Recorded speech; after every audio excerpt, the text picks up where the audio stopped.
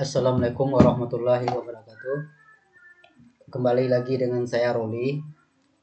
Setelah beberapa lama saya tidak ada upload. Hari ini saya akan mengupload tentang perhitungan PPh 21 untuk tenaga ahli. Sebenarnya proyek ini sudah lama tapi tertunda karena memang saya belum sempat untuk mengerjakannya. Dan kebetulan memang ada beberapa rumus yang juga mungkin saya kesulitan dan saya belum jumpa rumus yang tepat untuk perhitungan PPh 21 ini. Oke, baik. Saya mau jelaskan dari awal. Pertama, di sini saya sudah sediakan dasar perhitungannya. Di sini saya peraturannya ya. Di sini saya sediakan peraturan tentang perhitungan PPh bagi tenaga ahli. Oke, teman-teman nanti bisa lihat dengan lengkap di sini. Peraturannya yaitu per 16 PJ 2016. Tenaga ahli adalah seorang yang melakukan pekerjaan bebas yang terdiri dari dokter, konsultan, notaris, akuntan, pengacara, arsitek, aktuaris, dan jasa penilai. Jadi untuk PPh 21 tenaga ahli itu sendiri, itu tarifnya tetap sama dengan PPh 21 lainnya, yaitu tarif progresif. Tarif progresif atau tarif bertingkat dimulai dari 5 sampai dengan 30%, yaitu penghasilan yang sampai dengan 50 juta itu dikenakan tarif pajak sebesar 5%. Kemudian penghasilan kena pajak 50 sampai dengan 250 juta dikenakan tarif pajak sebesar 15%. Kemudian untuk 250 juta sampai dengan 500 juta dikenakan tarif pajak sebesar 25%. Dan penghasilan kena pajak di atas 500 juta dikenakan tarif pajak sebesar 30%. Untuk dasar pengenaan pajak itu sendiri untuk tenaga ahli adalah sebesar 50% dikali penghasilan bruto. Kemudian untuk PPh 21 tenaga ahli itu sendiri ada dua kategori, yaitu tenaga ahli yang bekerja lebih dari satu pemberi kerja. Kemudian tenaga ahli yang bekerja hanya pada satu pemberi kerja. Ya, mungkin saya contohkan, misal dokter A bekerja sebagai dokter tetap mungkin di rumah sakit B. Otomatis penghasilan dokter A ini hanya diterima dari rumah sakit B. Mungkin karena jadwalnya mungkin penuh ya di rumah sakit B. Jadi atas penghasilan yang diterima dokter A ini itu bisa dikurangin PTKP atau penghasilan tidak kena pajak berdasarkan status wajib pajaknya. Kemudian di sini kita mulai untuk perhitungannya. Di sini saya sudah siapkan tabel perhitungan PPh 21 tenaga ahli yang bekerja di lebih dari satu pemberi kerja. Artinya di sini tidak ada pengurangan PTKP. Nanti di video berikutnya mungkin beberapa hari kemudian saya buatkan yang dikurangin PTKP. Jadi di sini untuk PPh 21 tenaga ahli yang bekerja lebih dari satu pemberi kerja. Contoh dokter B bekerja buka praktek di rumah sakit Bunda, kita misalkan. Kemudian dokter B juga buka rumah sakit di klinik Z misalnya. Artinya dokter B ini menerima penghasilan lebih dari 2 pemberi kerja. Berarti pemotongan PPh 21-nya itu di klinik juga dilakukan pemotongan sendiri, kemudian di rumah sakit juga dilakukan pemotongan tersendiri. Oke, ini saya contohkan. Misal kita contoh ya, misal dokter A bekerja di 2 tempat. Dokter B tadi ya, dokter B bekerja di lebih dari 1 tempat. Ini kita anggap kasusnya di rumah sakit Z. Oke, kita anggap kasusnya di rumah sakit Z. Kita contohkan, misal dokter B kita bilang dokter Budi ya, misalnya. Misal di bulan 1 dokter B menerima penghasilan 40 juta. Oke. Pada saat di bulan 1 dokter Budi menerima penghasilan 40 juta dari rumah sakit Z, maka penghasilan bruto, yang dimaksud dengan penghasilan bruto itu berarti penghasilan yang diterima dokter B, yaitu sebesar 40 juta. Untuk dasar pengenaan pajaknya itu adalah 50% dikali penghasilan bruto, yaitu 40 juta dikali 50%. Di sini udah saya buatkan rumusnya, 40 kali 50% sama dengan 20 juta. Jadi PKP ataupun dasar pengenaan pajaknya adalah sebesar 20 juta. Jadi kita lihat aturan, kembali ke tarif. Untuk tarif 0 sampai dengan 50 juta itu dikenakan PPh sebesar 5%. Di sini Dokter Budi menerima penghasilan 40 juta. PKP-nya adalah 50% dari 40 juta, yaitu 20 juta. Berarti masih kurang dari 50 juta. Berarti Dokter B ini di bulan Januari dikenakan pajak sebesar 5% dikali 20 juta, yaitu 1 juta. Kemudian kita contohkan berikutnya. Di bulan Februari, Dokter B terima penghasilan dari rumah sakit Z sebesar 50 juta. Oke. Atas penghasilan yang diterima Dokter B ini di rumah sakit Z 50 juta, penghasilan kena pajaknya adalah 25 juta. Kemudian di kolom F saya sediakan akumulasi penghasilan Dokter Budi atau Dokter B itu jadinya 45 juta. Januari 20 juta tambah 25 jadi 45 juta. Di sini Dokter B sampai dengan Februari penghasilannya masih di bawah angka 50 juta. Artinya masih dikenakan tarif PPh pasal 21 yang pertama, yaitu sebesar 5%. Jadi di sini dikenakan 25 juta dikali dengan 5%. 25 juta dikali 5% yaitu 1.250.000. Oke ya, rumusnya seperti itu. Oke. Kemudian kita contohkan lagi di bulan Maret. Di bulan Maret Dokter B menerima penghasilan 60 juta. Oke.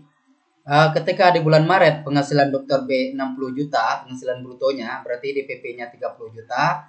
Jadi secara akumulasi penghasilan Dokter B di rumah sakit Z itu sudah mencapai 75 juta. 20 juta di Januari, 45 juta di Februari, kemudian 30 juta di Maret. Jadi totalnya sudah mencapai 75 juta. Oke. Berarti ketika di bulan penghasilan di Maret ini itu Dokter B dikenakan tarif pajak 2 tingkat. Di 2 tingkat, yaitu yang 5% sama 15%. Yang sampai penghasilan 50 jutanya, sampai dengan 50 juta, perhatikan teman-teman semua, di Januari sebesar 20, Februari sebesar 25, berarti penghasilan sampai Februari yang sampai dengan penghasilan 50 juta sudah dipotong sebesar 45 juta. Berarti ketika di Maret itu tinggal yang bisa dipotong tarif 5% adalah sisanya aja, berarti tinggal 50 juta. Berarti tinggal 5 juta. Berarti total penghasilan Dokter Budi di rumah sakit Z sampai dengan bulan Maret, berarti yang dikenakan PPh 21 sudah penuh yang tarif 5%, yaitu sebesar 50 juta. Oke. Jadi di sini 5 juta dikali 25% sama dengan 250.000. Sementara sisanya itu dikenakan tarif PPh yang 15%, yaitu selisih antara penghasilan bruto yang DPP PKP ya, PKP penghasilan kena pajak 75 juta dikurang 50 juta yang penghasilan sampai dengan 50 juta, berarti sisa 25 juta. Jadi yang 25 jutanya itu dikenakan tarif 15%. Jadi perhatikan di sini Dokter Budi ya, itu penghasilannya 30 juta, DPP-nya, dasar pengenaan pajaknya 30 juta di Maret. 5 jutanya dikenakan 5% dan sisanya 25 juta dikenakan 15%. Kenapa? Karena penghasilan Dokter Budi di bulan B sudah melewati angka 50 juta, yaitu 75 juta. Oke, sampai di sini bisa dipahami? Kita lanjutkan. Mudah-mudahan bisa dipahami. Kita lanjutkan. Misalkan di bulan April Dokter B terima penghasilan 80 juta. Oke. Ketika di bulan April Dokter B menerima penghasilan 80 juta, itu total akumulasi penghasilan Dokter B itu adalah sebesar 115 juta. Jadi bisa diperhatikan penghasilannya yang 40 juta ini langsung kita potong 15%. Kenapa 15%? Karena penghasilannya secara akumulasi itu sudah melewati angka 50 juta di bulan Maret. Ya, sudah melewati angka 50 juta di bulan Maret.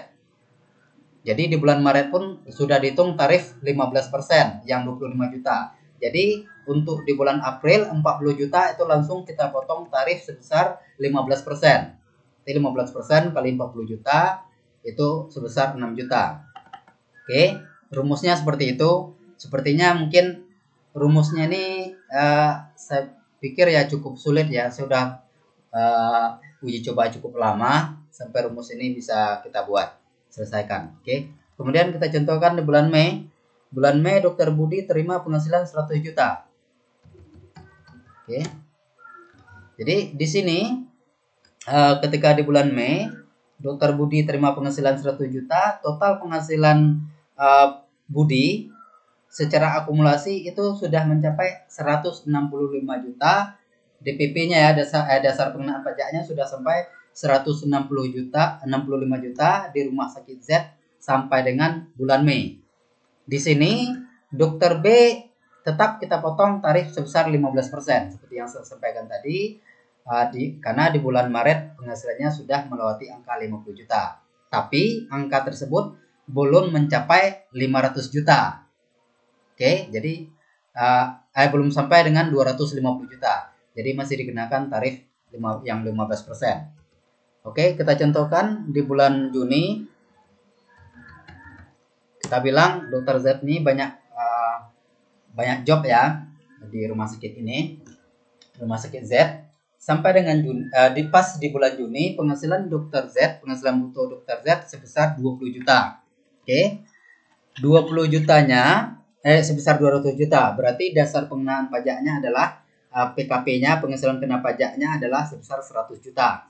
Jadi sampai dengan bulan Juni ini, itu penghasilan Dokter Z sudah mencapai 265 juta.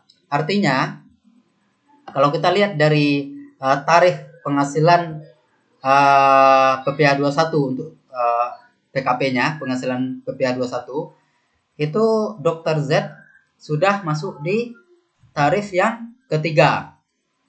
Ya, sudah masuk di tarif ketiga. Untuk yang pertama itu 0 sampai dengan 50 juta berarti dikenakan 5%. Artinya total maksimalnya adalah 50 juta yang bisa dikenakan tarif PPh 21 tarif 5%. Kemudian untuk yang tarif kedua itu 50 sampai dengan 250 juta, artinya 250 dikurang 50 juta berarti 200 juta. Jadi untuk tarif yang kedua ini maksimal sampai dengan 200 juta. Jadi sampai dengan 200 jutanya dihitung 15%. Kemudian untuk yang ketiga itu 250 sampai dengan 500 juta. Berarti 500 juta dikurang 250 juta adalah sebesar 250 juta.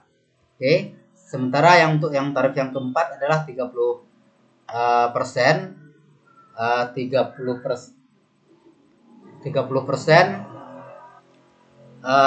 jika penghasilan kena pajaknya di atas 500 juta.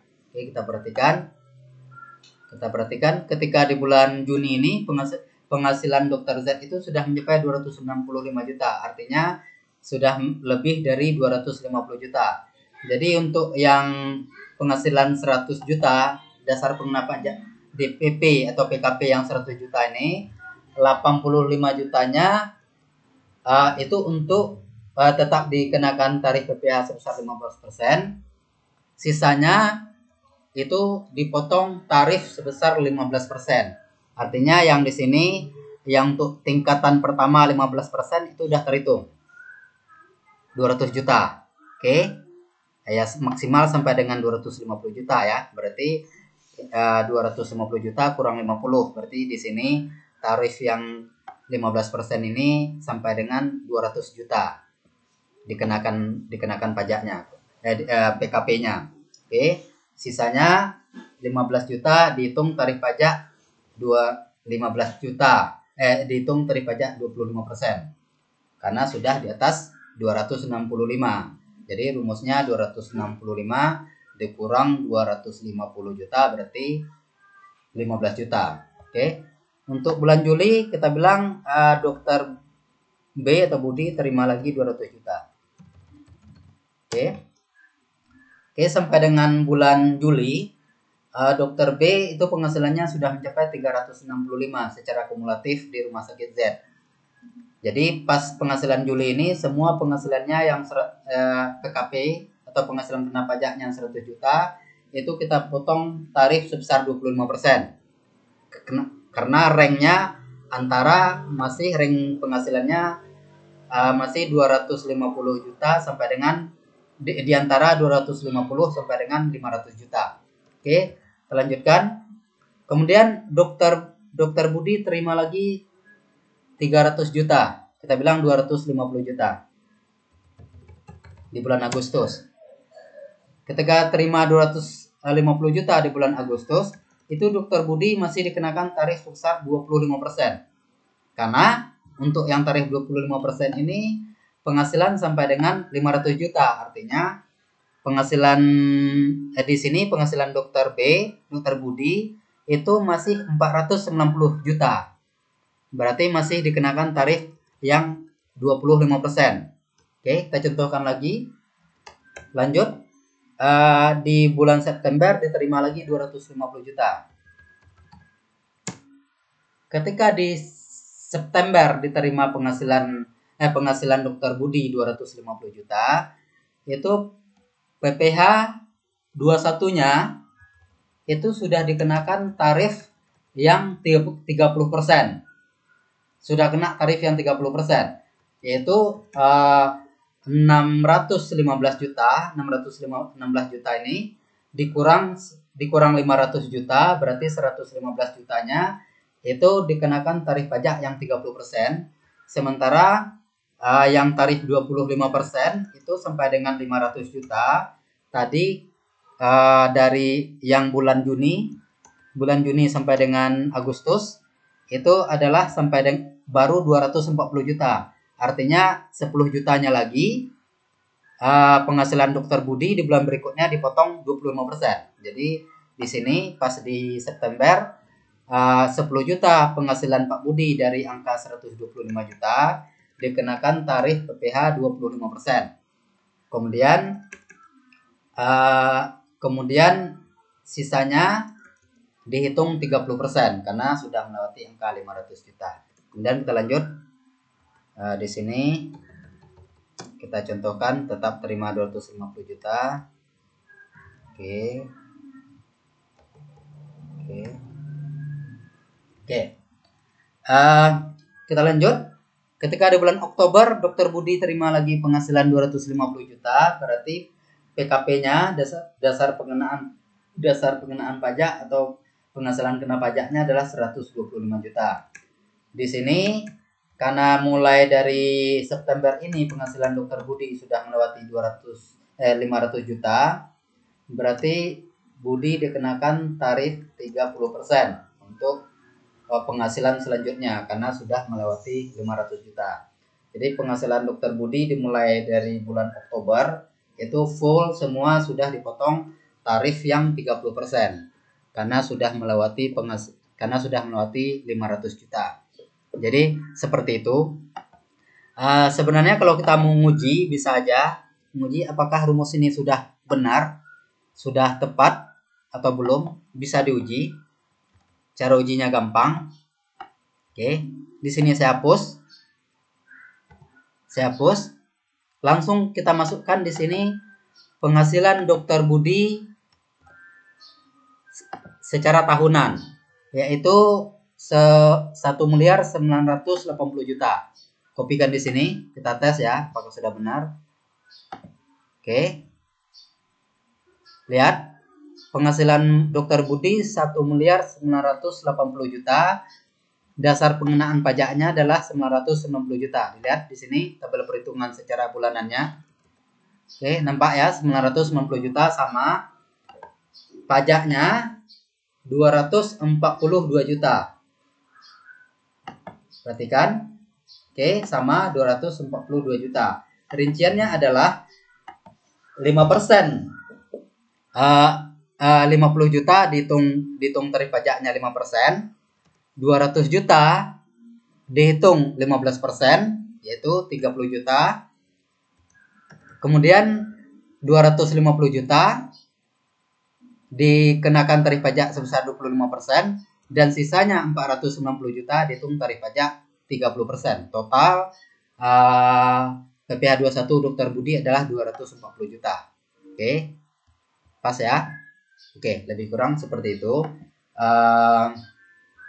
Sampai di sini bisa dipahami. Mudah-mudahan aplikasi perhitungan PPh 21 tenaga ahli ini bisa bermanfaat. Dan untuk perhitungan ini sendiri ya seperti yang teman-teman tahu, ini bisa untuk tenaga ahli itu terdiri dari dokter, arsitek, konsultan, akuntan, pengacara, aktuaris, jasa penilai, dan bla bla bla bla. Mungkin sekarang sudah lebih luas lagi. Mungkin sampai di sini video ini, tutorial ini saya buat. Kalau untuk rumus ini memang sangat sulit ya bagi saya untuk menjelaskan satu persatu. Karena rumus ini juga cukup sulit. Kalau saya jelaskan pun mungkin sahabat-sahabat semua juga mungkin bisa kesulitan. Karena memang rumusnya saya bilang cukup sulit. Jadi intinya yang saya jelaskan di sini untuk perhitungan PPh 21 tenaga ahli itu bertingkat. Jadi perhitungannya seperti ini. Mudah-mudahan bisa bermanfaat bagi kita semua. Terima kasih. Saya sudahi. Wassalamualaikum warahmatullahi wabarakatuh.